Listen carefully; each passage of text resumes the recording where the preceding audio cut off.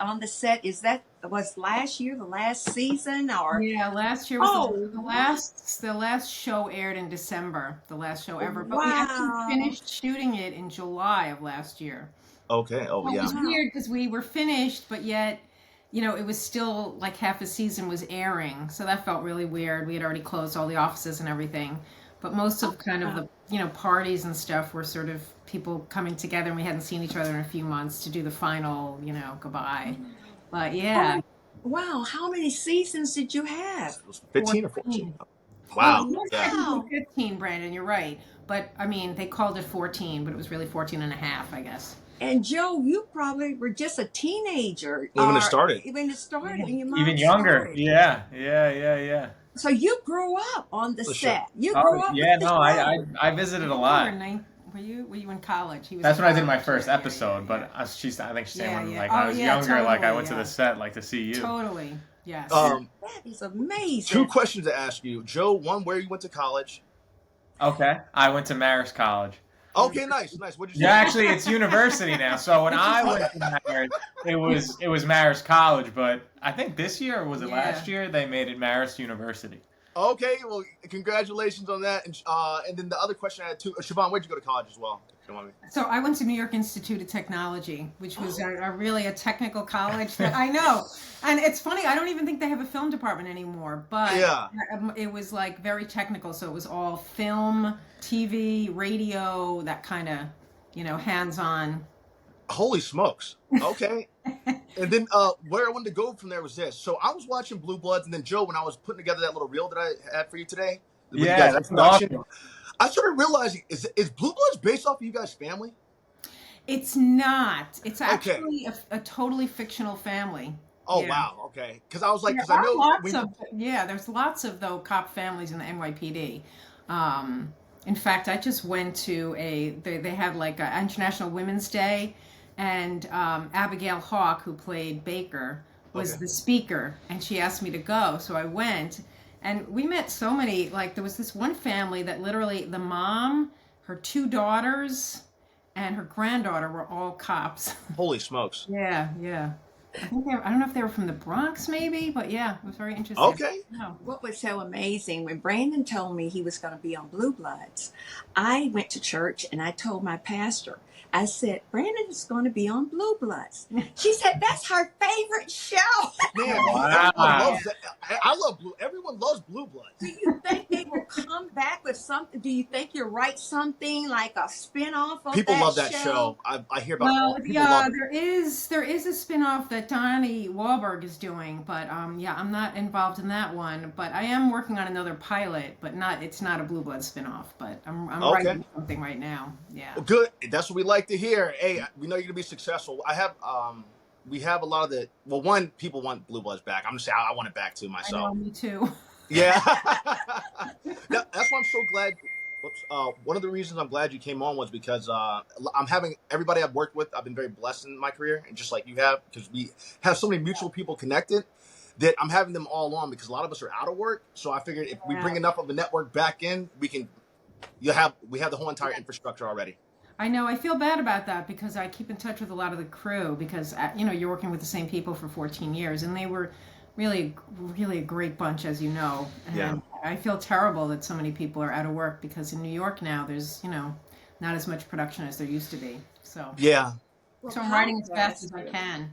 No, you're doing like you guys are doing great. And one of the things I was kind of telling you, Joe, before, if there's people that you guys want to interview together, we can always put on your page and we can cycle it through the Buckle Up podcast, and I'll have it because I'm interested with everybody. I'm doing the cruise. I'm doing everybody.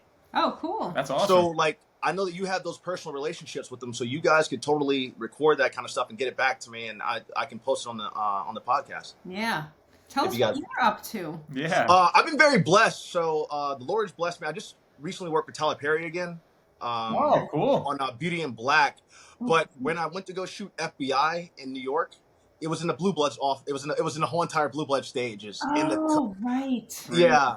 And so I literally went there and I was like, because I shot that in October and November. Staying with my godfather again. I'm moving to New York anyway. Who was the director? It Did you was Alex Chapman from Apple? the Alex. He Yeah. was the director on that, and I was like, Alex, you don't remember? We did the one when right when COVID happened, when we were all working together. We didn't know there was COVID. Yes. It literally Alex was shooting that episode, so I was like, Alex, man, so I worked with you on Blue Bloods. Oh my gosh, Brandon, that's right. Yes. So we had a blast. Alex did a phenomenal job. It was Alex. Yeah, he's great. He's terrific. Yes, he really is. He really is. I'm so amazed. The reason I look at the screen at you all and then I look at Brandon, I'm always amazed about the people he learns in his career or he comes in contact with his career. And then I, being a Southern girl, I just said, oh, wow, this is amazing. This is my child. And I know you say the same thing. And you have every probably, right to that's say my that. mom. Yeah. It's amazing. And so I look at you all talking and I'll look back. I would really say y'all because I'm from the South. But my mother was a French teacher, English teacher. So she said, Carolyn, it's you all. Are you?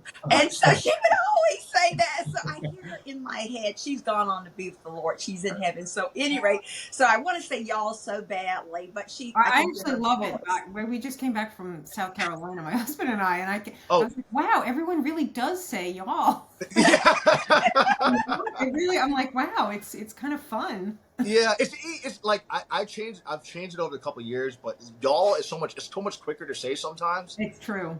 Yeah, but I mean, I spend a good amount of time in New York now as I'm moving back to New York. So you're moving back to New York. I got to hear about this. Hey, are you going back? So what's that? Are you going to live in Queens again, or? Yeah, I fell in love with Queens, man. I fell in love with Queens. My goddaughter, so my godfather's Italian, and my godmother is she's Indian from London, Right. and they have these two beautiful daughters, Lily Rose and Angeline, who I take them to school in the morning. They help me with my dialogue for Blue Bloods, and so from the time they were 3 to now they're 10 and 11.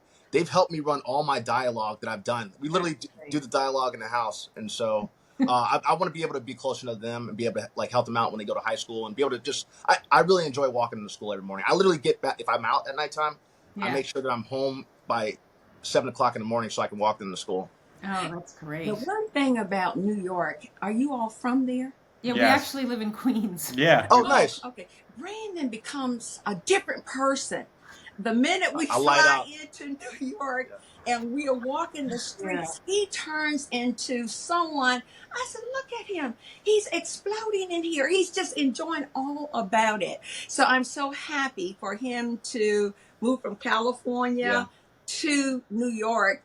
And I love it because I can drive there or catch the train there quicker than flying to California. Oh, really? Yes, But I'm in South Carolina now. Yeah. I lived in Delaware for a while, but I'm in South Carolina now. Oh, And okay. so it'll be easier for me to come this way and to enjoy life, to go to the plays and see everything that you all do Oh, there. that's good. I didn't realize. I thought you were in LA when you guys were. Okay, so this is great. You'll both be on the same coast. Oh yeah, I'm excited. I've been out there for 16 years, but when I started working in 2015, I started booking everything over here. So I started working in Atlanta, and Miami, and then New York. And so I was always just flying back. But I was literally bi-coastal, but I was spending the majority of the time here because I was helping my family and my dad and my grandfather when he was still alive, and then dad. So it was just easier for me to commute from here. So now I've been ready to be back in New York forever. So now it's official. That is great. And I totally get the whole thing you're saying about energy because I think New York has an energy. It That does. really does. contagious, and you just feel it when you're in the city. Yeah. I you think really part do. of it's just that it's such a walking city that there's just so many people and you just get a lot of energy and there's so much creativity. Absolutely. No, I love it. Like my dad and my mom were the first ones to take me to New York shortly after 9/11. Like about a year or so after that.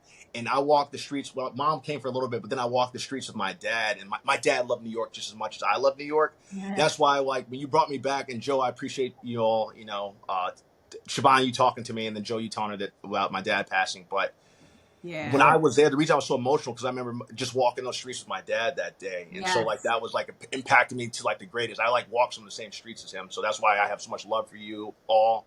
And you just talking to me like a mom, as I said, like I literally I was emotional wreck holding it in. And I was like, please don't let anybody ask me about my dad. And you're like, Brandon, Joe told me about your dad. And I'm like, oh. He I needed. he needed you all. I did. He really Yeah. did, I because he gave up his career for about 4 months, I don't know, 5 months, to be in Richmond, Virginia, taking care of his father with pancreatic cancer.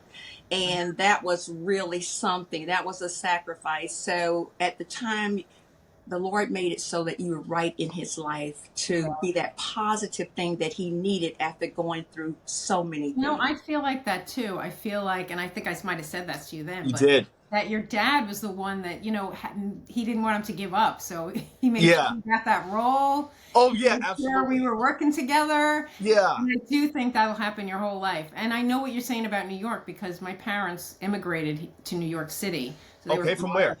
And my dad was like your dad. Like from the time he got here, he loved it, loved the city. And so they kind of instilled that in me. Oh, I mean, good. they loved America as a whole, but like New York City was special to them, Yes, ma'am. And I was so, and I really appreciate that, because like when you took me over there, you literally, like, I felt like you held the set and talked to me for the amount of time that I needed. That you literally, it wasn't like a producer or writer talking to me. It was literally a mom talking to me. And I feel that spirit with them, because Yeah. I can feel that spirit. I feel your spirit. Brandon feels it too. Yeah, absolutely. Not talking all that, but Oh, you you're can really feel it when someone's genuine. Yeah, and it just really, like, for me, I just what I needed in that moment, and I was okay. Like I didn't have any, I didn't even think about crying after that. I was actually fine from that moment. But you took that time and you told me about your dad, and that meant so much to me, because your dad meant a lot to you. So that really impacted me in like a way that I can't thank you enough for that. I needed that at that time. And it's Joe, so, are I you didn't working? realize it was so impactful, but it's really special to me that it was. Yes, ma'am. Because I think Absolutely. that's the one thing that sometimes is missing in the industry, and It is. it's the humanity, and I think we really have to keep that going, because I think it's lacking in some areas of this, as you know, entertainment industry. Cold-hearted Ruthless, yeah. business. Yes. The opportunity you have when you meet good people, you have to make sure that you stick with them. Yeah, you're absolutely right. I just had to say one thing, then Joe, I want to ask you a question after that. But I want to say, like, in New York, Atlanta, like pretty much a place on the East Coast, I've actually, like, it's been some of the most peaceful sets I've ever been on in my lifetime. I'm like, I go back to like California. I'm like, guys, you won't believe everybody's so nice. Like, there's no one